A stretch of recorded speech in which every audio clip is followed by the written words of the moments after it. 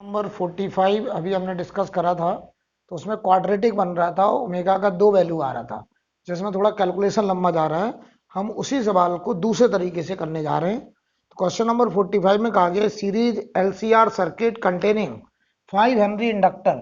तो इंडक्टेंस हो गया बेटा 5 हेनरी, 80 माइक्रोफेरेड कैपेसिटर है 80 माइक्रोफेरेड, और रेजिस्टेंस है हमारा 40 ओम।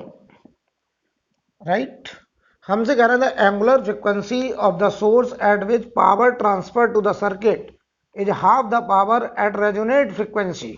तो कह रहा है पावर जो है वो आधा है जब रेजोनेंस हुआ करता था, उस पावर का हाफ है। तो पावर का फॉर्मूला हमने एसी में पढ़ा है, I R M S square into R. तो बताइए पावर आधा कब होगा? जब करंट हमारा आई बाई रूट टू हो जाएगा। करंट हमारा आई बाई रूट टू। तो याद करो current I by root two कब होता था? हमने आपको क्वालिटी फैक्टर पढ़ाया था, क्वालिटी फैक्टर करंट का ओमेगा के साथ रिलेशन। ऐसे ग्राफ था और हमने कहा था यहां पर ये ओमेगा रेजोनेंस है जहां पर करंट सबसे ज्यादा होता था, और अगर हमको ये रेजोनेंस है और ऐसे दो ओमेगा मिलते थे जिन पर करंट हमको 1/√2 होता था मैक्सिमम करंट का। तो बताओ जब करंट का मैक्सिमम करंट का 1/√2 होगा, तो अगर यहां पावर P है तो यहां पावर P/2 हो जाएगा। तो यही तो सवाल में कहा गया है कि पावर हाफ है। तो आप हमको बताइए ये ω1 और ये ω2, इसको हम लोग बोलते थे बैंडविड्थ, जिसको हम लोग डेल्टा ओमेगा कह सकते हैं। तो याद करो क्वालिटी फैक्टर होता था Q बराबर बताइए यहां पर omega resonance upon delta omega, और ये वैल्यू आती थी हमारी omega R L upon R, ये आता था। तो यहां से बताइए ये नंबर हुआ कैंसिल, तो यहां 1 upon delta omega L by R. तो एल की वैल्यू देखिए है 5 और आर की वैल्यू है 40, तो 1/8, यानी बताओ डेल्टा ओमेगा आ गया हमारा 8 रेडियन पर सेकेंड।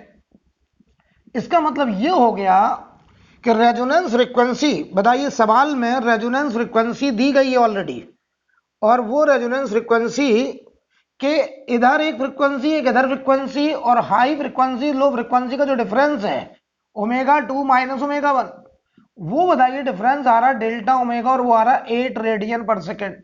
तो देखिए भाई इसका मतलब वो दोनों फ्रीक्वेंसी का डिफरेंस 8 रेडियन पर सेकेंड होगा जिन पर पावर रेजोनेंस वाले पावर का 1/2 होगा, या करंट मैक्सिमम करंट का 1/√2 होगा।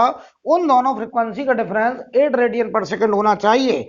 अब देखो चार ऑप्शन दिए गए हैं। एक ऑप्शन है 46 रेडियन पर सेकेंड एंड 54 रेडियन पर सेकेंड, ये दो फ्रीक्वेंसी लिखा है।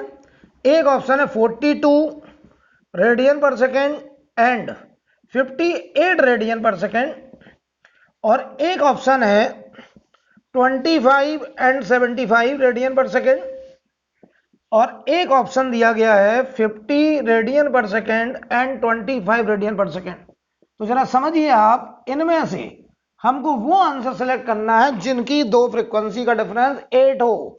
तो जरा सोचो 54 और 46 का डिफरेंस 8 है, बाकी किसी का भी डिफरेंस 8 नहीं है, इसीलिए आंसर हमारा ए हो जाएगा 46 एंड 54। और ये बढ़िया सवाल चला गया, पिछली बार हमने करा था तो काफी कैलकुलेशन हो रहा था, ये सवाल क्वालिटी फैक्टर से बहुत आसान हो रहा है, क्योंकि पावर हमें मैक्सिमम पावर का रेजोनेंस पावर का हाफ करना था। इसका मतलब करंट मैक्सिमम करंट का 1/√2 करना है।